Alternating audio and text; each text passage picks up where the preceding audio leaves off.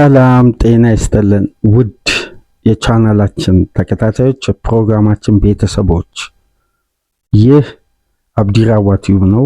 ፕሮግራማችንን ላይክ በማድረግ እንዲጀምሩ፣ ላይክ ስታደርጉ የዚህም ፕሮግራም ተደራሽነት ተደማጭነት ከፍ ስለሚያደርግ ላይክ እያደረጋችሁ እንድታደምጡን፣ አዲስ የሆናችሁ ሰብስክራይብ በማድረግ ለቻናላችን ቤተሰብ እንድትሆኑ የደወል ምልክቷን እየተጫናችሁ ቻናላችንን ጆይን እንድታደርጉ በአክብሮት እየጋበዝን ይህንን ፕሮግራም ከሀገር ውጭ የምታደምጡ የቻናላችን ተከታታዮች የሁል ጊዜ ድጋፋችሁን በሱፐር ስቲከር፣ ሱፐር ቻት፣ ሱፐር ታንክስ ድጋፍ እንድታደርጉ የአክብሮት ግብዣችን እያቀረብን በዕለተ ቅዳሜ የመጀመሪያ ክፍል ፕሮግራማችን በድጋሚ ወደ እናንተ ከ24 ሰዓት መጥፋት በኋላ ተመልሰን መጥተናል። ባጋጠመን የግል ጉዳይ ወደ እናንተ በትናንትናው ዕለት አርብ ተደራሽ መሆን አልቻልንም። በቅዳሜ እንግዲህ ወሳኝ ጨዋታዎች በምሽቱ የሚደረጉ ተጠባቂ የእንግሊዝ ፕሪሚየር ሊግ የዕለተ ቅዳሜ ፊልማዎች አሉ። ከነዚህ መካከል እንግዲህ ግንባር ቀደም ትኩረት ሊሰጠው የሚገባ ዛሬ ከሚደረጉ ተጠባቂ ጨዋታዎች መካከል ምሽት 2 ሰዓት ተኩል አርሴናል በሜዳው ኤቨርተን ያስተናግዳል። ይህን ጨዋታ በመጀመሪያ ክፍል ፕሮግራማችን እንመለከታለን። ቼልሲ ከኒውካስል፣ ዌስትሃም ከማንቸስተር ሲቲ እንዲሁም የመሐመድ ሳላ ወቅታዊ ብቃትን በተመለከተ በአራት ክፍሎች ዕለተ ቅዳሜ ከእናንተ ጋር ቆይታ የምናደርግ ይሆናል። የመጀመሪያ ክፍል ትኩረታችን እንግዲህ ወደ ኤሚሬትስ ለንደን ተጉዘን እንግዲህ የሚካኤል አርቴታ አርሴናል የቀድሞ ክለቡን ሚካኤል አርቴታ በሜዳውና በደጋፊው ፊት ያስተናግዳል። የቀድሞ አሰልጣኙ የቀድሞ ክለቡን የመርሲሳይዱን ኤቨርተንን ዛሬ ምሽት 2 ሰዓት ተኩል ከሲቲ ጨዋታ ቀደም ብሎ የሚደረግ በዋንጫ ፉክክሩ ላይ አንድ የራሱ የሆነ ልዩነት የሚፈጥር ሲቲ ላይ የ10 ነጥብ አድቫንቴጅን ፈጥሮ ጫና ለመፍጠር የሚካኤል አርቴታ አርሴናል በሜዳው አድቫንቴጅን የሚጠቀምበት ትልቅ ጨዋታ ነው። ሲቲ ከሜዳው ውጪ ወደ ለንደን ተጉዞ ዌስትሃምን የሚገጥም ይሆናል። ዌስትሃምን እዚህ ጋር ትኩረት መስጠት ያለብን ላለመውረድ የሚጫወት ክለብ ነው። ኤቨርተን ደግሞ በዘንድሮ የውድድር ዓመት ከአርሴናል ጋር የሚያቀራርበው ጠንካራ የቡድኑ ጥንካሬና ውጤታማ የሆነበት የራሱ የሆነ መልክ አለው። ስለዚህ ሁለቱም ክለቦች ዛሬ ምሽት የሚያደርጉት ጨዋታ በዋንጫ ትንቅንቁ ላይ አንድ ልዩነት ሊፈጥር የሚችል የተለየ አዲስ ጉዳይ በዋንጫ ፉክክሩ ላይ ልንወያይበት የምንችለውን ልዩ ምሽት እንመለከታለን ብለን እንጠብቃለን። የሚካኤል አርቴታ አርሴናል በሜዳው እንግዲህ ከሻምፒዮንስ ሊግ ጨዋታ መልስ የሚያደርገው ፍልሚያ ነው። ከባየር ሌቨርኩዘን ጋር 1-1 ከተለያየ በኋላ ከዛ ጨዋታ መነሻ በማድረግ በርካታ ነጥቦችን እንግዲህ የእንግሊዝ ሚዲያ እያሰፋ ከዚህ ጨዋታ በፊት እያነሳ ነው የሚገኘው። እንዲሁም ለሚካኤል አርቴታ በጋዜጣዊ መግለጫ በነበረበት ወቅት ከዛ ጨዋታ ጋር በተያያዘም ጥያቄዎች ቀርበውለት ትንተናዎች እየቀረቡ ነው የሚገኙት። እነዛን ጉዳዮች ግን በትኩረት እንመለከታለን። በተለይ በስክሪናችን ላይ በቴምብሌን ከተጠቀምናቸው ፎቶዎች መካከል አንዱ ቡካዮ ሳካ ነው። ስለ ቡካዮ ሳካ ብቃት ሚካኤል አርቴታም ተጠይቋል። ከፕሬስ ኮንፈረንሱ በኋላ ደግሞ ትላልቅ ሚዲያዎች የተለያዩ ትንተናዎችን አውጥቷል። የቡካዮ ሳካ ብቃት መውረድ፣ የቀድሞ አይነት አስተማማኝነቱን አለማሳየቱ፣ የዘንድሮ የውድድር ዓመት ለምንድን ነው ሳካ በአርሴናል አስደናቂ ጉዞ ላይ የራሱን አሻራ ማስቀመጥ ያልቻለው? ወይም የቀድሞ ቡካዮ ሳካን ግብ ላይ ተሳታፊ የሚሆንበት እያንዳንዱን ጉዳይ መነሻ በማድረግ ጥያቄዎች ይቀርባሉ። ነገር ግን ለጥያቄዎች የሚገኙ መልሶችና አንዳንድ ትንተናዎች ደጋፊውን ለሁለት ከፍሏል የሳካ ብቃት ላይ። ነገር ግን ይህ ተጫዋች ከረጅም ጉዳት የተጠናቀቀው የውድድር ዓመት በጣም ፈታኙና ጠንካራውን የሃርምስትሪንግ ጉዳት ካስተናገደበት ጊዜ አንስቶ እንግዲህ ወደ ሜዳ ተመልሶ ባሳየው ብቃት አብዛኛው የአርሴናል ደጋፊዎች እስከ አለፈው የሌቨርኩዘን ጨዋታ ድረስ ጥያቄዎች አሉ። ነገር ግን ድልና ውጤት የሸፈናቸው ጥያቄዎች ሆኖ ነው እንግዲህ እንደቆዩ ዘገባዎች ላይ እየተነሳ የሚገኘው። ይህንን ጉዳይ እስቲ እናጠራለን። በቡካዮ ሳካ በኩል የክለቡ ከፍተኛ ደሞዝ ተከፋይ የሆነበትን ትልቁን ኮንትራት ከበርካታ ጥቅማ ጥቅም ጋር አካቶ በአለፈው ወር ነበር በፈረንጆች ኮንትራቱን ማራዘሙን በአርሴናል ቤት ለረጅም ዓመት ቆይታ እንደሚያደርግ ኮንትራቱን የፈረመው። ይሄ ተጫዋች ታዲያ ብቃቱ፣ አስተማማኝነቱ በተለይ ካሁን በኋላ ላሉ ፊክስቸሮች ቡካዮ ሳካን አርሴናልና ሚካኤል አርቴታ በእጅጉ ይፈልጉታል። ይህም ብቃቱን እንዴት መመለስ ይቻላል? ታክቲካል ስቴቢሊቲ ማጣት ነው ወይስ የተጫዋቹ የግል ፐርፎርማንስ መውረድ ነው? ይህን ጉዳይ እስቲ ወደ በኋላ የምንመለከተው ይሆናል። ነገር ግን ከያዝናቸው ነጥቦች መካከል በእንግሊዝ ሚዲያ አንድ በተደጋጋሚ የሚነሳ ነጥብ አለና ሁሌም የሚያስገርመኝ ወይም በተለየ ሁኔታ ከትላልቅ ጨዋታዎች በፊት ትንተናዎችን ስመለከት የሚወጡ አንዳንድ ዘገባዎች ላይ በተለየ ሁኔታ የምመለከተው ነገር ግን ቆም ብለን ደግሞ ወቅታዊ ብቃትን ያለፉትን ጊዜያት ያሉ ቅድመ ሁኔታዎችን ስናስብ ደግሞ ጉዳዮች እነሱ በሰጡት ሽፋንና ከፍተኛ ትኩረት ያለፉትን ሪከርድና አንዳንድ ታሪኮችን ስናገላብጥ ደግሞ በዛ ደረጃ ልዩነቶች ነጮቹ ከፍ አድርገው እንደሚያነሱት ሆኖ አናገኘውም። ከነዚህ ነጥቦች መካከል የዛሬ አርሴናል ተቀናቃኝ ከሜዳ ውጪ ወደ ኤሚሬትስ መጥቶ ጨዋታው የሚያደርገው የአሰልጣኝ ዴቪድ ሞይስ ኤቨርተን። ስለ አሰልጣኙ የሚነገረው ፕሮፋይልና በፕሪሚየር ሊጉ ላይ የፈጠረውን ተጽዕኖ በደንብ ትኩረት ሰጥተን ከተመለከትን የአሰልጣኙ ብቃትና በፕሪሚየር ሊጉ ላይ ለረጅም ዓመታት ሚካኤል አርቴታ የፕሮፌሽናል እግር ኳስ ዘመኑን ሳይጀምር በእንግሊዝ እግር ኳስ ልምድ ያላቸው ዴቪድ ሞይስ እስከ ዛሬ ምሽቱ ጨዋታ ድረስ በእንግሊዝ እግር ኳስ ላይ የፈጠሩት ልዩነት ያደረጉት አስተዋጽኦ በርካታ ክለቦችን ማሰልጠን ችለዋል። ነገር ግን ሚዲያው የሚሰጣቸው ከቨርና የአሰልጣኙን ፕሮፋይል ስናይ ሚዲያው ኦቨር ዴቪድ ሞይስን ከፍ አድርጎ የመመልከት አንዳንድ አዝማሚያ እንመለከታለን። እስቲ ይሄን ጉዳይ እናንሳና የዛሬው ጨዋታ ታዲያ ለሚካኤል አርቴታና አርሴናል ከዚህ ፕሮፋይል ጋር ተያይዞ ጫናን ለመፍጠር ወይስ የዛሬን ጨዋታ በስጋት የመመልከት የነጮቹ ትንተና ነው የሚለውን እንግዲህ ምላሹን ለእናንተ በመተው እስቲ ይህን ነጥብ እናንሳና አንዳንድ ነጥቦች ላይ እንወያይ። የመጀመሪያው ጉዳይ እንግዲህ የአሰልጣኝ ዴቪድ ሞይስን የዘንድሮ የውድድር ዓመት አንዱ ጥንካሬ ተደርጎ ከዚህ ጨዋታ በፊት በሰፊ ትንተና መልክ የቀረበው የኤቨርተን አዌይ ማች ሪከርድ በዘንድሮ የውድድር ዓመት በአሰልጣኝ ዴቪድ ሞይስ ውስጥ ከሜዳ ውጭ በሚደረግ ጨዋታ ላይ ጥሩ ውጤታማነት ማሳየቱ።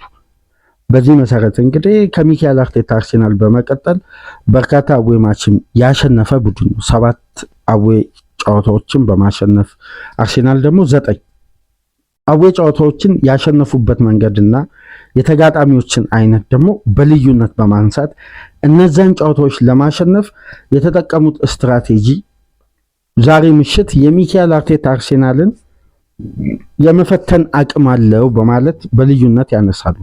ለምሳሌ በኦልድ ትራፎርድ በጎዶሎ ያሸነፉበትን፣ በሴንት ጄምስ ፓርክ እንዲሁም በቶትናም ስቴዲየም ድል ያደረጉበትን በልዩነት አንስተው እነዚህ ነጥቦች ላይ ሰፊ ትንተና ይሰጣሉ። በሁለተኛ ደረጃ ደግሞ የሚቀመጠው የአሰልጣኝ ዴቪድ ሞይስን ቡድን ማሸነፍ በፕሪሚየር ሊግ አንድ የዋንጫ ተፎካካሪ ቡድን በውድድር ዓመት ውስጥ በተለይ በወሳኝ ምዕራፍ በሚደረግ ፉክክር ኤቨርተንን ወይም የቀድሞ የዴቪድ ሞይስን ቡድን ማሸነፍ አንዱ መመዘኛ አድርገው ያነሳሉ። በተለይ አሰልጣኙ ካላቸው ኤክስፒሪየንስ እና ለትልቅ ጨዋታ ከሚሰጡት ግምት ከሚዘጋጁበት ስትራቴጂ መነሻ በማድረግ ይህንን ተከትሎ እንግዲህ ከሰሞኑ የሚካኤል አርቴታ አርሴናል ላይ ሚዲያው የጀመረው አንድ ዘመቻ አለ። ስለ እግር ኳስ ውበት ከዚህ በፊት ያልተጨነቁበትን ወይም ሌሎች ክለቦች ሲያደርጉ ትኩረት ሰጥተው ያልተመለከቱትን አርስት አሁን ላይ በትኩረትና በልዩነት አርሴናልና አርቴታ ዋንጫ ለማሸነፍ ከየትኛውም ጊዜ በላይ በተቃረቡበት በራሳቸው የሚወስኑበት ሁሉም ቅድመ ሁኔታዎች በእጃቸው በገባበት ወቅት ይህን አርዕስት ከብራይተኑ አሰልጣኝ ትችት መነሻ በማድረግ ስለ ቆሙ ኳሶች፣ ስለ አርሴናል ሎው ብሎክ፣ ስለ አሰልቺ የጨዋታ ስትራቴጂ በርካታ ነጥቦችን ያነሳሉ። ነገር ግን የዴቪድ ሞይስ ኤቨርተንም ሆነ ከዚህ በፊት ዌስትሃም ሌሎች ክለቦችን ባሰለጠኑበት ወቅት የአሰልጣኝ ዴቪድ ሞይስ የጨዋታ ስትራክቸር በምን ያክል ርቀት ነበር ከሚካኤል አርቴታ አርሴናል ኢንጌም ማኔጅመንቱ አሰልቺ ነበር። በፕሪሚየር ሊጉ እኮ በአንድ ወቅት የማስታውሰው ትልቁ ሪከርድ ጨዋታን በድጋሚ ለመጀመር በሚፈጅ ደቂቃ ውስጥ በርካታ የጨዋታን ክፍለ ጊዜ በማዘግየትና ተጋጣሚ ፈርስትሬት በማድረግ የመጀመሪያ ቡድን የነበረው የዴቪድ ሞይስ ዌስትሃምና ኤቨርተን ናቸው በአሰልጣኝ ውስጥ እና ከሚያስቆጥሯቸው ግቦች ውስጥ አብዛኛው 44% ክፍት ከሆነ እንቅስቃሴ፣ ዲፍሌክሽን፣ ኦንጎሎች አጠቃላይ የግብ መነሻ ተደርጎ ሲነሳ የአሰልጣኝ ዴቪድ ሞይስ ቡድን በየትኛው በኤቨርተን የዘንድሮ የውድድር ዓመትን መመልከት ትችላላችሁ። በሌሎች ቡድኖችም ክፍት ከሆነ እንቅስቃሴ ይልቅ በአብዛኛው ፐርሰንት በአሰልጣኝ ውስጥ የተቆጠሩ ግቦችን ብትመለከቱ ከቆሙ ኳሶች የተቆጠረ ግብ አብዛኛው ፐርሰንት ይይዛል።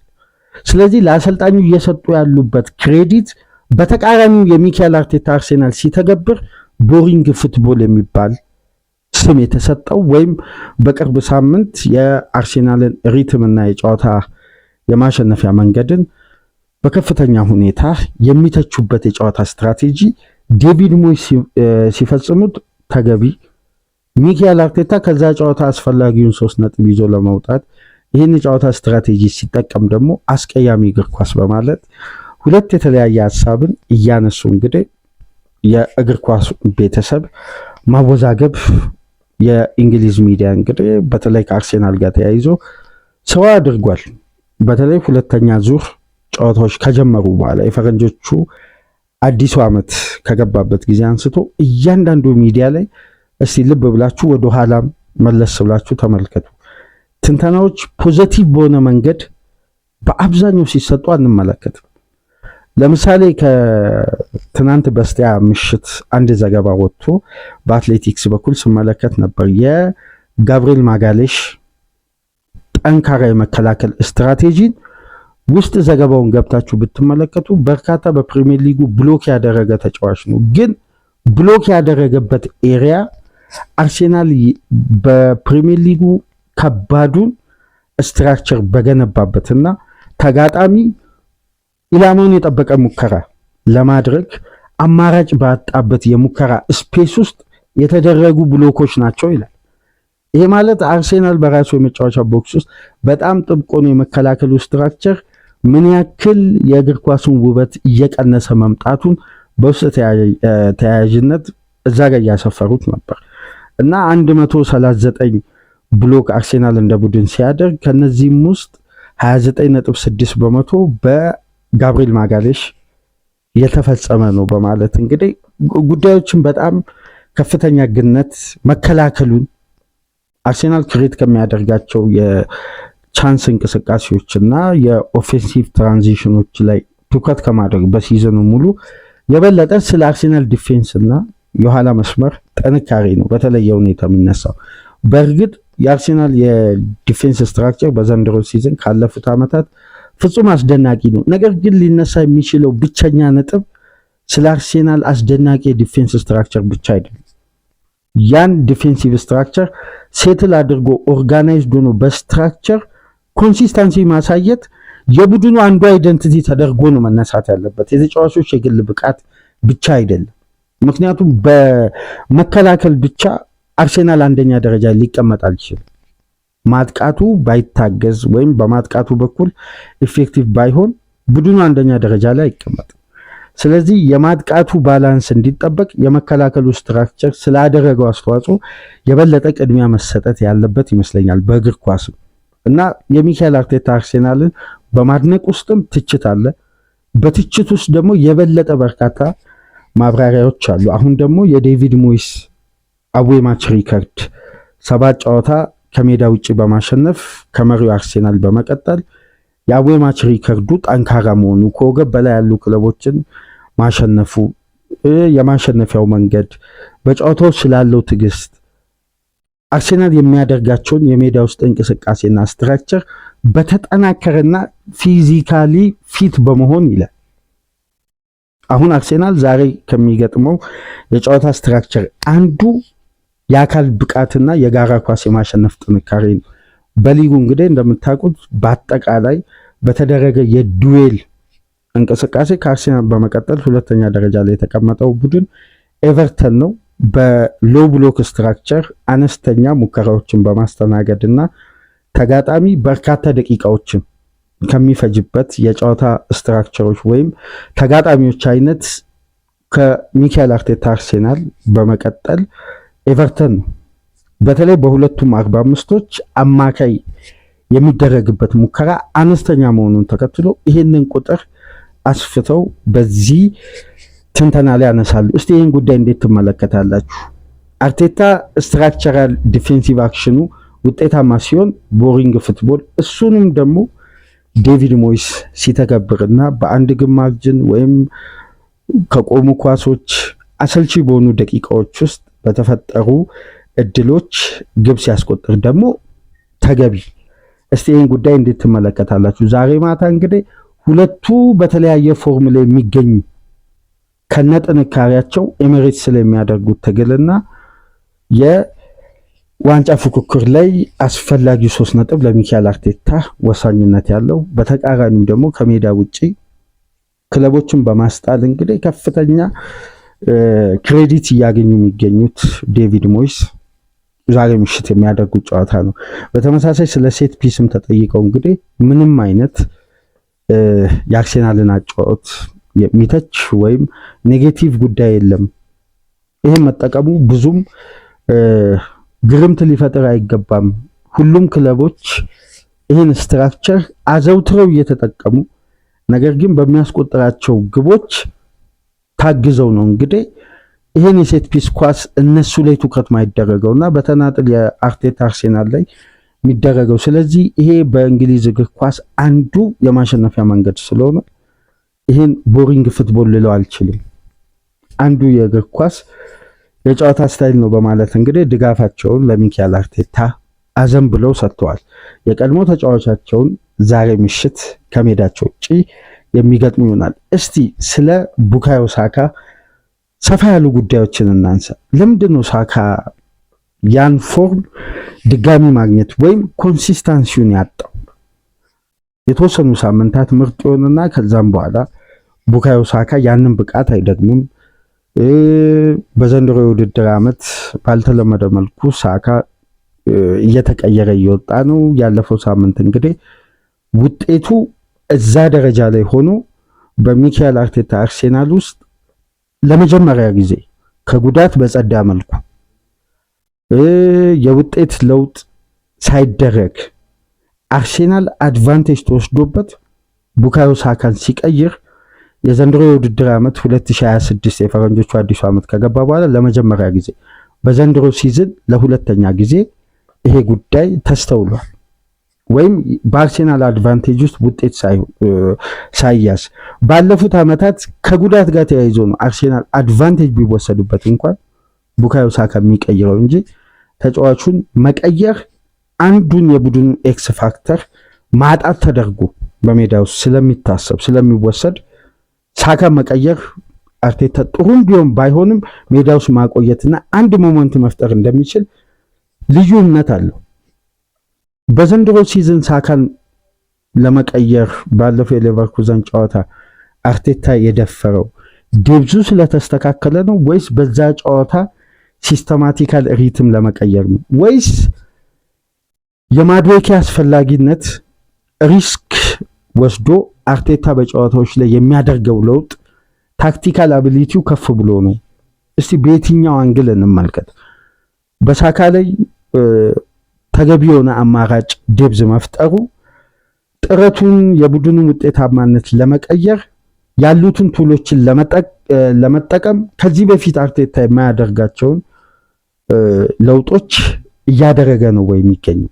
ካልሆነ ደግሞ የቡካዮ ሳካ አስተማማኝነት ላይ አርቴታ ጥያቄ ውስጡ መፈጠር ጀምሮ ነው። በዛ ትልቅ ጨዋታ ለውጥ አደረገ። ለውጡ ኢፌክቲቭ ሆነ። ስለዚህ የሳካ መቀየር ነው የጨዋታውን የውጤት ለውጥ ያመጣው ወይስ እዛ ጋር በሚፈጠሩ አጋጣሚዎች አርቴታ ሪስክ ወስዶ ለመቆም ወስኖ ነው? እነዚህ ጉዳዮች እንግዲህ በተለያየ መልክ በተለያዩ ሚዲያዎች በተለያዩ ትላልቅ ጸሐፊዎች በስፋት ትንተናዎች እየቀረቡ ነው። ቡካዮ ሳካ ግን ፎርሙ አንዳንድ ግራፎችን ስንመለከት በከፍተኛ ሁኔታ የመውረድ ሳካ በግሉ ለአርሴናል እንደ ቡድን የሚያደርገው አስተዋጽኦ ወርዷል። አርሴናል እንደ ቡድን ደግሞ ኮሌክቲቭ ኢፌክቲቭነስን ነው ያዘው። የጋራ ተከላካይ ክፍሉ ያስቆጥራል፣ አማካይ ክፍሉ ያስቆጥራል፣ የፊት መስመሩ ያስቆጥራል። በእያንዳንዱ የግብ ተሳትፎ ላይ ያሉትን የአርሴናል ውጤታማነትና እንቅስቃሴ ስናይ ትላልቅ ጨዋታዎችን ለመግደል የሚጠቀመው ቱል አለ። አንዳንድ ከሚድል ክላስ ክለቦች ጋር ፈጣን የሆነ ሪያክት በማድረግ አድቫንቴጅ ይወስድና ኢንጌም ማኔጅመንቱ ባላንስ ሆኖ ምንም አይነት መዋዠቅ ወይ ክፍተት መፍጠር ሳይታይበት ውጤታማ ሆኖ አስፈላጊውን ነጥብ ይዞ ሲወጣም አስተውለናል። ስለዚህ የአርሴናል የግብ ምርት ከየትኛውም የሜዳ ክፍል የሚነሳ ነው። ይህን ስናስብ ደግሞ ከተጫዋቾች ጥገኝነት ቡድኑ እየተላቀቀ መሆኑ እዚህ ጋር ከግምት ውስጥ ማስገባት አለብን። በቶትናም ጨዋታ የኤበሪቼዜና የቪክተር ዮኬሬስ ውጤታማ የሜዳ ውስጥ እንቅስቃሴ ማድረግ ምን ያክል በዛ ጨዋታ ላይ ልዩነት እንደፈጠረ እንመለከታለን። በሌላ ቢግ ሲክስ ጨዋታ ቼልሲን ለማሸነፍ የሳሊባንና የቲምበርን ውጤታማነት አየን። ግብ ለማስቆጠር ከባዱና በብዙ መልኩ የተጠበቀው በዋንጫ ፉክክሩ ላይ የተለየ ሞመንት ይፈጥራል የተባለው የብራይተንን ጨዋታ ደግሞ ሳካ በጊዜ አስቆጠረ። አርሴናል ያችን ውጤት ማስጠበቅ የዛ ጨዋታ ዓላማና ወሳኝ ምዕራፍ ለመሻገር እንደ ቱል ተጠቀመ፣ ያንንም አሳካ። ስለዚህ የአርሴናል የግብ ምርት በእነዚህ ሶስት ጨዋታዎች እንኳን ካየን በሶስት የተለያዩ ዲፓርትመንቶች በተለያዩ ተጫዋቾች በእያንዳንዱ የሜዳ ክፍል ውጤታማ መሆን ያመጣው 3 ነጥብ ነው። ስለዚህ አርሴናል ከሶስት ወሳኝ ጨዋታዎች 9 ነጥብ አግኝቷል። 9 ነጥብ ያገኘበትን ደግሞ ጌም ማኔጅመንት ካየን ሶስቱም ስትራክቸራል የተለያዩ ናቸው። ስለዚህ ቡድኑ በዚህ አይነት ስትራቴጂ ውጤታማ ሆኗል። ግን የግል የተጫዋቾች ፐርፎርማንስን ደግሞ የበለጠ በቀሪ ጨዋታዎች ሲፈልግ በአመት ውስጥ ያደረጉት እንቅስቃሴና የሜዳ ውስጥ አስተዋጽኦ የነበራቸው ሁለገብ ሚናና ቡድኑ ከነዚህ ተጫዋቾች እያገኘ የነበረውን አገልግሎት በዘንድሮ የውድድር ዓመት አግኝቷል ወይ የሚለው ጥያቄ ነው። እንግዲህ ከሌቨርኩዘኑ ለውጥ በኋላ ሳካ ላይ ጣቶች ሁሉ እየተሰነዘሩ የሚገኙት ወይም ትችቶችም አንዳንድ ወጣ ያለ እይታም እየተነሳ የሚገኙ። እስቲ ይህንን በቁጥር ደግፈን ስቴፕ ባይ ስቴፕ እንመልከት። በዘንድሮ ሲዝን እንደምታውቁት ባለፉት 21 ጨዋታዎች ቡካዮ ሳካ 2 ግብና 3 አሲስት ማድረግ የቻለ በግሉ የነበረው አስተዋጽኦ። ነገር ግን የጨዋታ ላይ ግራፉ እንደሚያሳየው ከሆነ ይሄ ተጫዋች ያለ ጉዳት ፐርፎርም በሚያደርግባቸው የውድድር ዓመታት ባለፉት በሚካኤል አርቴታ የአሰልጣኝነት ዘመን ይሄ ተጫዋች ከጉዳት በጸዳ መልኩ በዚህ ወቅት በተገኘባቸው 21 ጨዋታዎች ላይ ካለው ልዩነት አሲስት የማድረግ የተጫዋቹ ግራፍ 49.8% መውረዱ፣ ግብ የማስቆጠርና ለቡድኑ የሚያደርገው አስተዋጽኦ ደግሞ 54.6% መውረዱ ምንድን ነው የሚያሳየን የሚል ጥያቄ የመጀመሪያው ጉዳይ መነሻ መወያያ ሐሳብ ነው።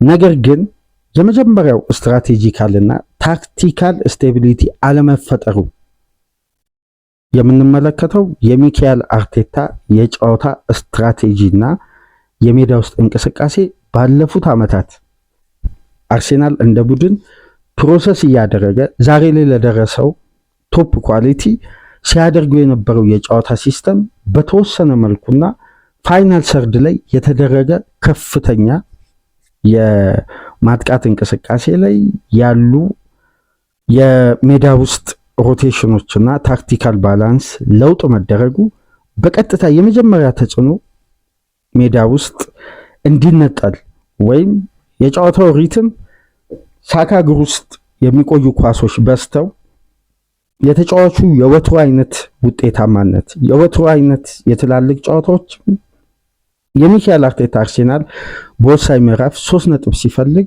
በልዩነት ከተጫዋቹ የሚነሱ ኳሶች ተጫዋቹ ራሱ በግል ጥረቱ የሚያስቆጥራቸው ግቦች አለመስተዋሉ የመጀመሪያው ጉዳይ በታክቲክ ረገድ ከአዲሱ አጥቂ ጋር መነጣጠል ወይም የሁለቱ ተጫዋቾች መግባባት በአንድ ጨዋታ በአንድ ሪትም ላይ ስቴብል አለመሆኑ።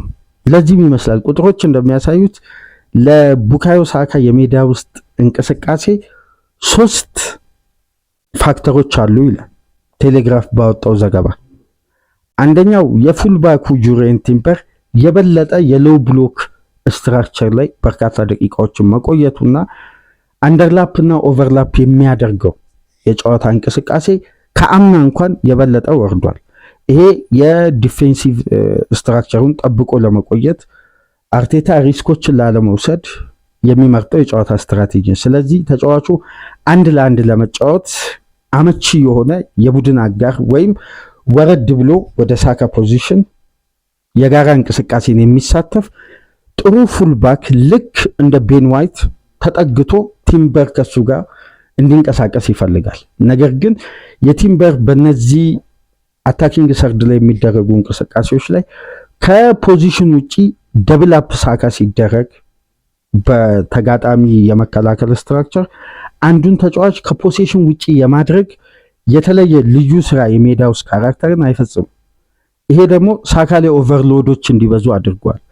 ወደ ኋላ ኳሶች እንዲመልስ ወደ ተጋጣሚ የአደጋ ክልል እንዳይገባ በሁለት ተጫዋቾች ማርክ መደረጉ ተጫዋቹን ከፉልባክ የሚደረገውን እገዛ እንዲነጠል አድርጓል። አንዱ ፋክተር ይሄን እንግዲህ እዛ ጋር የተቀመጠው ዝርዝር ዘገባ እንደሚለው ከሆነ የቲምበር ከሳካ ጋር ያለው መዋሃድ አታኪንግ ሰርድ ላይ እንዳለፉት ዓመታት አርሴናል እንደሚጠቀመው ፉልባክ እንደ ቤን ዋይትም አይደለም። የበለጠ ካለፈው ዓመት ደግሞ የሁለቱ ተጫዋቾች ቅንጅት መውረድ ብቻ ነው የሚለው። ግን በግላችን የተመለከትነው አንደርላፕና ኦቨርላፑን በደንብ እስቲ ልብ ብላችሁ ተመልከቱ። ቲምበር ሳካን አታኪንግ ሰርድ ላይ የማገዝና አንዱን የተጋጣሚ ማርክ ያደረገውን ተጫዋች ከፖሴሽን ውጪ ማድረግ ያለ ኳስ የሚደረግ ሩጫዎችን አንመለከትም። ይሄ ደግሞ ሳካ ላይ ከፍተኛ ጫና ፈጥሮ የተጋጣሚ ዲፌንሲቭ ሚድፊልደር ሁለት የክንፍ ተጫዋቾች ማርክ አድርገው ሳካ ለድሪብልም የተጋጣሚ ተከላካይ እንዳያልፍ ገደብ ፈጥሯልና ስፔሶችን አያገኝ። በዛም ወቅት እንግዲህ ሳካ የሚያደርጋቸው ሙከራዎች ወይ ወደ ኮርና ወይ ወደ እጅ ወይም የመነጠቅ እድሉ ይሰፋል። አንደኛው ጉዳይ ታክቲካሊ ሽፍት የተደረገው የሚካኤል አርቴታ የጨዋታ ሲስተም። ሁለተኛው ጉዳይ ደግሞ የማርቲን ኦዲጋርድ አንደኛ እንደ ወትሮ ብቃቱ አለመሆን፣ ሁለተኛ ተደጋጋሚ የዘንድሮ የውድድር ዓመት ጉዳት ኦዲጋርድን ከሜዳ ማራቁ ሳካ ከኢቤሪቼ ዜጋም ከኋላ ካለውን ፉልባክ ከአማካይ ክፍሎቹም ጋር የሚፈጥረው ሊንካፕ እንዳለፉት ዓመታት ውጤታማ ወይም የበለጠ ተጫዋቹ ለፋስት ብሬክም ለድሪብልም መጀመሪያ ላይ እንዳነሳ ነው ስፔሶች እንዲያገኝና ከተከላካይ ጀርባ በሊንካፕ የሚያልፋቸው ፖዚሽኖች እንዳይፈጠሩ ገድበውታል። ይሄ ደግሞ ፋይናል ሰርድ ላይ ያለው የአርሴናል ከኳስ ጋር ያለው ቆይታ የበለጠ ካለፉት ዓመታት መቀነሱና ሳካ ወደ ተጋጣሚ ቦክስ የሚገባበት ያ ኢፊሽንሲ ያ የሳካ የድሪብልና ቴክኒካል አቅም እንዲወርድ አድርጎታል። ይሄ ደግሞ የበለጠ ተጫዋቹን ከማን ጋር ያለውን ግንኙነት እንዲቀንስ ያደርገዋል ከቪክተር ዮኬሬስ ጋር። ምክንያቱም ካይ ሃቨርት ፖዚሽናል ተጫዋች አይደለም፣ ወይም ቦክስ ውስጥ ኳስ የሚጠብቅ አይደለም፣ ወይም ተጫዋቹ የቡድን አጋሮችን ሳፖርት እየጠበቀ የሚቆይ አይደለም። ሃቨርት ወርዶ ከሳካ ጋር ሊንካፕ መፍጠር ይችላል። ወርዶ ከአማካዩ ጋር የአማካይ ቁጥሩን አብዝቶ የተጋጣሚን የአማካይ ክፍል ኦቨርሎድ መፍጠር ይችላል። ስለዚህ የበለጠ ለሳካ ፖዚሽናል እንቅስቃሴ ከኋላ መስመር ያለውን ፉልባክ የፕሌይሜከሩም አስተዋጽኦ እንዲሁም በተጨማሪ የአርሴናል የፊት መስመር ተጫዋች ወሳኝነት አለው። ስለዚህ የሃቨርት ኦዲጋርድ ያለፈው የቤን ዋይት ኦቨርላፕ እና አንደርላፕ ካልታገዘ ቡካዮ ሳካ በተናጥል የሚፈጥረው ትላልቅ ልዩነቶች እንዲገደቡ ያደርጋል። አንደኛው ታክቲካል ሂደት ይሄ ነው። ስለዚህ ይሄ የሐሰተኛ 9 ቁጥር ባህሪ ቡድኑ አዳፕት ሲያደርግ የመጀመሪያ ተጠቃሚ ቡካዮ ሳካ ነው። ለዛ ነው ባለፉት ዓመታት በርካታ ቁጥር ያለውን ግብ ማስቆጠር የቻለው በቻንስ ክሬት በማድረግ በአሲስቱን በኩል ሳካ ውጤታማ ሆኖ የሚያመሻው በአርሴናል ድል ላይም ቀጥተኛ ተጽዕኖ የሚያደርገው። በዘንድሮ የውድድር ዓመት ከተቀየሩ ጉዳዮች መካከል የኦዲጋርድ ኮንሲስተንሲ ማጣት፣ ቪክተር ዮከሬስ የሊንካፕ ተጫዋች ለመሆን በአርቴታ አልተፈቀደለትም። ቦክስ ውስጥ ሰርቪስ እንዲጠብቅ ፒኒንግ ሲስተም ውስጥ ቆይቷል። ከኋላ መስመር ያለው ተጫዋች ቲምበር እንደ ቤን ዋይት ሳካን እያገዘው አይደለም። ስለዚህ ሳካ ተነጥሏል። በግሌ የተመለከትኩት ትልቁ ጉዳይ ይሄ ነው። ሳካ መነጠሉ ደግሞ በጨዋታ ላይ ያለው ተጽዕኖ ካለፉት ዓመታት እንዲወርድ አድርጓል። እስቲ ከካይ ሃቨርትና ከቪክተር ዮከሬስ ጋር ያለውን ግንኙነትና ጥምረት እስቲ እንመልከት። 1228 ደቂቃ 1278 ደቂቃ ይቅርታ ከቪክተር ዮከሬስ ጋር በዘንድሮ የውድድር ዓመት ተጣምሮ ተሰልፏል ቡካዮ ሳካ። ከካይ ሃቨርት ጋር ግን በተጠናቀቀው የውድድር ዓመት 1195 ደቂቃ ላይ አብሮ በጋራ ተጫውተዋል።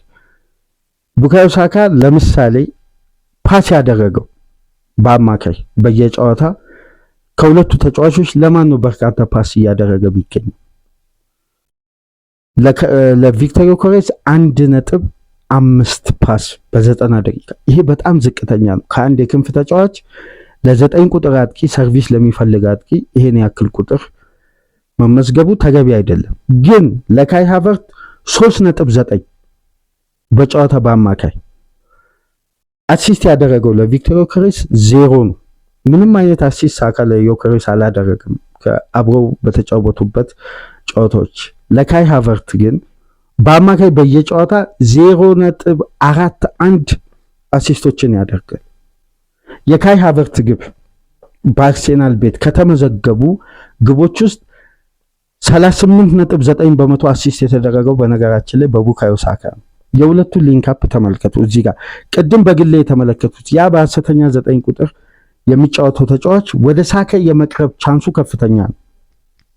ስለዚህ ከቡድኑ ኤክስ ፋክተር ጋር ከቪክተር ዮከሬስ ጋር የማጣመር ዋነኛ ኃላፊነት የሚካኤል አርቴታ ነው። ሲስተማቲካል የፊት መስመሩን ማቀናጀት ያለበት። ስለዚህ ሳካ በፐርፎርማንሱ ሊተች አይገባም ነው የኔ በግል አቋም። የአርቴታ የታክቲክ ሂደት የፈጠረ ለውጥ እንጂ የሳካ ብቃት ወርዶ አይደለም። ይሄ የግል አስተያየቴ ነው። እዚህ ጋር ግን ነጮቹ የሚያቀርቡት የሳካ ፐርፎርማንስ ላይ ትልቅ ጥያቄ። ቡድኑ የሊጉን ዋንጫ ለማሳካት ከ23 ዓመት በኋላ በተቃረበበት ወቅት የሳካ ብቃት እንዲህ መሆን የለበትም። ይህን ደግሞ ለመንደርደሪያነት በዋነኝነት የተጠቀሙት የሌቨርኩዘንን ጨዋታ ቻንሶችን ክሬት በማድረግ በኩል ለአንዱ ተጫዋች ለቪክተር ዮከሬስ ሳካ በጨዋታ 0.4 ቻንሶችን ክሬት ያደርጋል። ለካይ ሃቨርት ግን በየጨዋታው አብሮ በጋራ በተጫወቱበት የተጠናቀቀው የውድድር ዓመት 1.2 ቻንሶችን ክሬት ያደርጋል። ይሄ ልዩነት ተመልከቱ፣ በ3 እጥፍ ይበልጣል። እንዲሁም ሳካ እነዚህ ተጫዋቾች ለሳካ ፓስ ያደረጉት ኳስ ቁጥር ከነዚህ ተጫዋቾች ሳካ የተቀበለው ኳስ ከቪክተር ዮከሬስ 1.9 እሱ ስንት ማድረግ ቻለ? 1.5። ነገር ግን ከካይ ሃቨርት ቡካዮ ሳካ 5.3 ኳሶችን በየጨዋታው ይቀበላል። እሱ የሚያደርገው የፓስ ቁጥር ደግሞ 3.9 ነው። ስለዚህ የበለጠ የሳካ ሊንካፕ ፖዚሽናል ሲስተምም ለሳካ አመቺ ኤሪያዎች ላይ በመገኘትም ካይ ሃቨርት የተሻለ ነው ማለት ነው። ስለዚህ ያ ኤክስ ፋክተርስ ምን ሊሆን እንደዚህ ቁጥሮች የሚወጡ ከሆነ ለሳካ ምቾት የበለጠ ከቪክተር ዮከሬስ ይልቅ ካይ ሃቨርት አመቺ ተጫዋች። ይሄ የአርቴታ ሲስተም ክፍተት ነው። ምክንያቱም አርቴታ ከዮከሬስ ጋር ተጨማሪ ሊንካፕ የመፍጠር ታክቲካል ባላንስ የማቀናጀት ኃላፊነት አለበት፣ ልክ እንደ ሃቨርት እንደፈጠረው። ስለዚህ ሁለቱ ተጫዋቾች የሚነጣጠሉበት መንገድ ከፍ ብሎ እዚህ ላይ ደግሞ ኮኔክተሩ ኦዲጋርድ በተደጋጋሚ የሚጎዳ ከሆነ ፋይናል ሰርድ ላይ የአርሴናል ኦፕን ፕሌይ ፉትቦል ካለፉት ዓመታት ክሬት ካደረገው ቻንስ በዘንድሮ የውድድር ዓመት የወረደበት ዋነኛ ምክንያት በግሌ ይሄ ነው የሚመስለኝ። ምክንያቱም አርሴናል ክፍት ከሆነ እንቅስቃሴ በተለይ በ2023/24 የሊጉን ሻምፒዮን ማንቸስተር ሲቲ መብለጥ ችሏል። ይሄ አስደናቂ ቅንጅት የነበረበት ነው። ቻንስ ክሬት ለሳካ በማድረግ በኩል ቪክተር ዮከሬስ 0.4፣ ካይ ሃቨርት 1.1። ይሄ በጣም ሰፊ ነው። የሁለቱ ሊንካፕ ከዮከሬስ ጋርም ከሃቨርት ጋር ሳካ ያደረገው በጋራ ሲደመር ከዮከሬስ ጋር 3.5 ከካይ ሃቨርት ጋር 9.1። አሲስት 0 ነው ለቪክተር ዮከሬስ። ለካይ ሃቨርት ቅድም እንደነገርኳችሁ በአማካይ 0.41 ነው። ቻንስን ክሬት በማድረግ ለቪክተር ዮከሬስ አጠቃላይ በሁለቱ ተጫዋቾች ግንኙነት የተፈጠረ ቻንስን ደግሞ ብትመለከቱ 0.8 ነው።